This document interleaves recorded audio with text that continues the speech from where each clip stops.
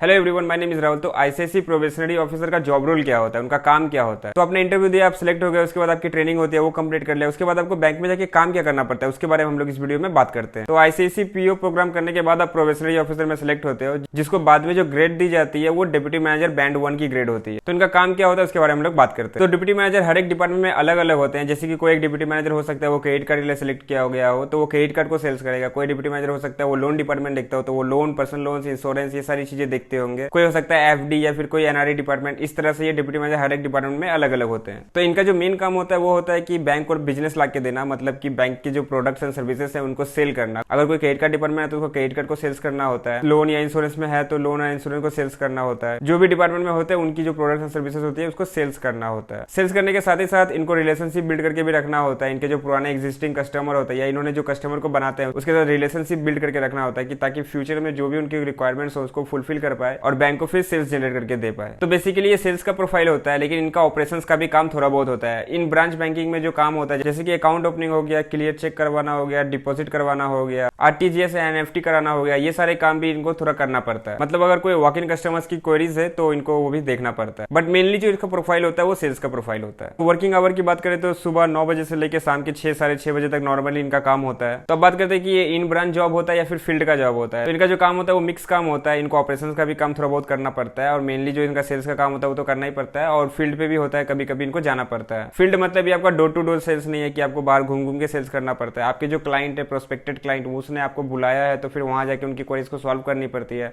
या उनके कोई बैंकिंग के रिक्वायरमेंट्स हो जाके उनको सॉल्व करनी पड़ती है, या फिर आपको कोई लीड मिला है या फिर आपको कोई क्लाइंट है तो उसको विजिट करने के लिए फिर आपको जाना पड़ता है। या फिर ऐसा भी हो सकता है कि कोई एरिया में जहां पे लोन की रिक्वायरमेंट हो सकती है उस एरिया में विजिट करके वहां पे जाके न्यू क्लाइंट्स को बनाने पड़ते हैं। तो ये डोर टू डोर सेल्स नहीं है, लेकिन आपको फील्ड पे जाना पड़ता है। और ये थोड़ा बहुत आपका ब्रांच मैनेजर के ऊपर भी डिपेंड करता है कि वो आपको कैसे यूटिलाइज करता है। अगर कोई बड़ा ब्रांच है जिसमें वॉक इन कस्टमर को डील करने के लिए स्टाफ कम है और आप डिप्टी मैनेजर बैंड 1 पे सिलेक्ट होते हो तो हो सकता है आपको थोड़ा ज्यादा आपको ऑपरेशन का काम करना पड़े। बैंक में सेल तो करना ही पड़ेगा आपको, लेकिन हो सकता है कि आप ऑपरेशन थोड़ा ज्यादा देखो। या फिर कोई न्यू ब्रांच है जिसमें स्टाफ कम है वॉक इन कस्टमर को डील करने के लिए, तो ऐसे में भी आपको ब्रांच का काम थोड़ा ज्यादा करना पड़ सकता है। तो ये थोड़ा बहुत रिक्वायरमेंट के ऊपर भी डिपेंड करता है, बट मेनली जो इसका काम होता है वो सेल्स एंड न्यू कस्टमर को जनरेट करना होता है। तो सैलरी की अगर बात करें तो इनका जो सैलरी होता है वो 4,20,000 से स्टार्ट होता है और 4,60,000 पर एनम जाता है। मतलब ईयरली आपको इतनी सैलरी प्रोवाइड की जाती है और ये आपका सीटीसी होता है। तो अब बात करते हैं टारगेट की। तो टारगेट कितना होता है, तो बैंक में अगर आपका ब्रांच बैंकिंग में आप सिलेक्ट हुए तो कोई भी डिपार्टमेंट में आप सिलेक्ट होते हो, कोई भी पोस्ट पे, तो आपका सेल्स का टारगेट रहता है। फोन बैंकिंग ऑफिसर का भी आपका कुछ टारगेट रहता है, सेल्स ऑफिसर का तो रहता ही है टारगेट। आपका कैशियर अगर आप हो, टेलर हो तो भी आपका कुछ टारगेट रहता है। फिर आरएम का भी सेल्स का टारगेट रहता है। तो उसी तरह से डिप्टी मैनेजर बैंड 1 या जो प्रोबेशनरी ऑफिसर है आईसीआईसीआई पीओ का, उनका भी सेल्स का टारगेट रहता है। तो आप जिस भी डिपार्टमेंट में हायर होते हैं उस डिपार्टमेंट के आपके प्रोडक्ट्स एंड सर्विसेज को सेल्स करने होते हैं। तो ऐसा नहीं है कि स्टार्टिंग से ही आपको टारगेट दे दिया जाता है कि आपको टारगेट अचीव ही करना होगा। स्टार्टिंग में आप काम को सीखते हो तो आप टारगेट थोड़ा बहुत करते हो या फिर उसके आसपास भी रहते हो तो भी कोई प्रॉब्लम नहीं होती है। सपोज किसी आपको 10 करंट अकाउंट खोलने का टारगेट दिया गया था और आपने 5-6 किया है तो भी कोई प्रॉब्लम नहीं होगा। स्टार्टिंग में आपको थोड़ा बहुत बोला जाएगा लेकिन आपको ऐसे बैंक से निकाल नहीं देंगे। और अगर आप मल्टीपल प्रोडक्ट में एक्टिवेशन करते हो तो फिर ये तो बहुत ही अच्छा है। जैसे कि आपने क्रेडिट कार्ड को सेल्स कर दिया या फिर किसी को एफडी करवा दिया, आपने टारगेट पूरा नहीं भी किया लेकिन बाकी आपके प्रोडक्ट में एक्टिवेशन है तो भी आपका काम चल जाएगा, कोई प्रॉब्लम नहीं होगी। तो टारगेट पूरा होने पर बैंक आपको कब निकाल सकता है उसका डिटेल वीडियो मैंने अपलोड किया है, तो जाके बिल्कुल चेकआउट कीजिए। तो ग्रोथ की बात करें तो आपको ग्रोथ अपॉर्चुनिटीज भी बहुत मिलती है आपको इस पोस्ट पे। अगर आप अच्छा काम करते हो तो आप डिप्टी मैनेजर बैंड 2 बन जाते हो, तो या फिर उसके बाद आप बीएसएम या फिर ब्रांच मैनेजर, ये सारी चीज भी आप बन सकते हो। तो अगर आप इस पोस्ट के लिए सिलेक्ट हुए तो कांग्रेचुलेशन, आपका इसमें सेल्स का काम रहेगा। तो अगर आप कस्टमर से बात कर लेते हो, सेल्स कर लेते हो, आप बिल्कुल इसको ज्वाइन कर लीजिए। और डिप्टी मैनेजर बैंड 1 का जॉब रोल का वीडियो ऑलरेडी अपलोडेड है, तो आप वो भी जाकर चेकआउट कर लीजिए। उसमें भी मैंने डिटेल में सब कुछ बताया। मुझसे बहुत लोग पूछते हैं कि मैं बैंक में कैसे सिलेक्ट हुआ, मैंने कैसे प्रिपरेशन की और आपको कैसे प्रिपरेशन करनी चाहिए, उसका वीडियो भी मैं आपको जल्दी अपलोड कर दूंगा। तो मेरे सारे अपकमिंग वीडियोस के लिए अपने चैनल को सब्सक्राइब कर सकते हैं। आप मुझे इंस्टा पे फॉलो भी कर सकते हैं। Thank you for watching till the end I see all the very best. Till then take care, bye bye, जय हिंद।